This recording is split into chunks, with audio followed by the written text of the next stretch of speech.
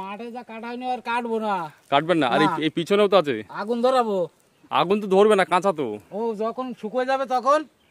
ও তখন ধরবে? হ্যাঁ, শুকিয়ে গেলে আগুন ধরিয়ে দেবো। আচ্ছা বন্ধুরা, পাট নিয়ে আজকে এমন একটা ভিডিও আপনাদের সাথে শেয়ার করতে যাচ্ছি যে এই ভিডিওটা দেখলে আগামী দিনে হয়তো অনেক চাষি পাট চাষ করাটা একদমই ভুলে যাবে।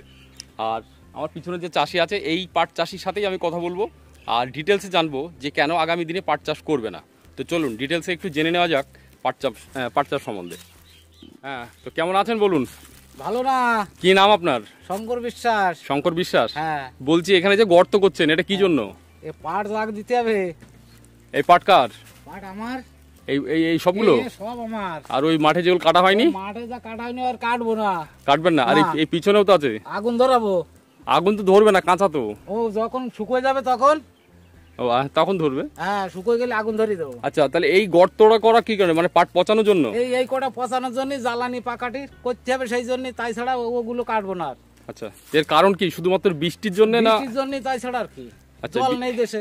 আচ্ছা, যদি বৃষ্টি হতো, ভরপুর বৃষ্টি হতো, জল থাকতো, আপনি পচাতে পারতেন ভালোভাবে, তারপরে করতেন তাহলে পাটের চাষ করতাম, পাটের দামও হতো।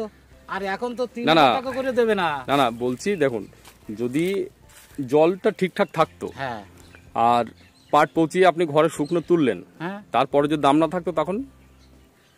পাটের কালার হলে দাম থাকবে। কালার দাম থাকবে 4000 থেকে 5000, বেশি তো থাকবে না। হ্যাঁ, 6000 7000 টাকাও হবে। সেটা তো পরের কথা। কালার হলে দাম আছে। না হলে কি করবেন? না হলে কি হবে? যদি জল না থাকে তাহলে কালার হবে না। আর এই অবস্থায় যদি কষ্ট করে দেখা যাচ্ছে আপনি করলেন, তবু 6000 টাকা দাম হলো তাহলে জ্বালানির জন্য।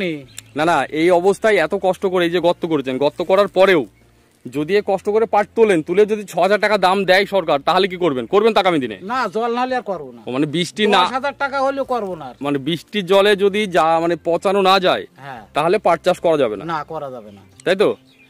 এটাই হলো বক্তব্য। এইটা হচ্ছে বক্তব্য। মানে প্রচন্ড কষ্ট আর প্রচন্ড খরচ। প্রচন্ড কষ্ট মানে কি? এই কুদালি করবে কে? হ্যাঁ, তাহলে এখানে কত ফুট, মানে কতটুকু গর্ত করতে হবে? ধরে 1 হাঁটু। 1 হাঁটু। দেখুন বন্ধুরা, আপনাদেরকে একটু দেখায় চারিদিকে ঘুরে। এই যে এই দেখুন বাঁধ, এই যে এখানে মাটি কাটা হচ্ছে, আর এটা একদম এই যে পাটের গোড়া সব রয়েছে, এইগুলো হচ্ছে স্বাভাবিক মাটি। এখান থেকে এই যে কেটে কেটে কেটে এখানে বাঁধ দেওয়া হচ্ছে। আর এখানে এখনো নিচে 1 ফুট গর্ত, মানে 1 হাঁটু গর্ত হবে, তাই তো? 1 হাঁটু হবে। তার মানে চিন্তা করুন তাহলে একজন কৃষকের কতটা ক্ষতি বা হয়রানি বা খরচ, মানে সব দিক দিয়েই। এই কারণেই আজকে এই কৃষক বলছে যে পাট চাষ করবো না আগামী দিনে, তাই তো? হ্যাঁ, পাট চাষই করবো না। দেখুন, একটাই বক্তব্য যে পাট চাষ করবো না। যদি 10,000 টাকা কুইন্টাল হয়, জল না হলেও পাট করবো না। জল না হলেও করবেন না? আগামী বছর করবোই না, জল হলেও করবো না। আচ্ছা, আমি আগাম বার্তা জানি। আচ্ছা, তো বন্ধুরা ভিডিওটা আপনারা দেখুন, দেখার পরে আপনারা নিজস্ব মতামতটা অবশ্যই কমেন্ট করুন। আর আগামী দিনে যারা পাট চাষ আছেন তারা পাট চাষ করবেন কি করবেন না কমেন্ট করে জানাবেন। আর পাট চাষে লাভ আছে কি লস সেটাও জানাবেন।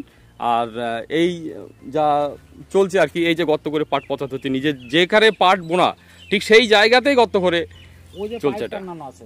ওই যে পাইপ রেডি একদম জলটা দেওয়ার জন্য, ওইখান থেকে দেখুন, ওইখান থেকে পাইপ আসছে ঠিক এইখানে জলটা দেবে বলে। তাহলে এইভাবে চাষি কি করে বাঁচবে? ঠিক আছে, ধন্যবাদ আপনাকে, ভালো থাকবেন।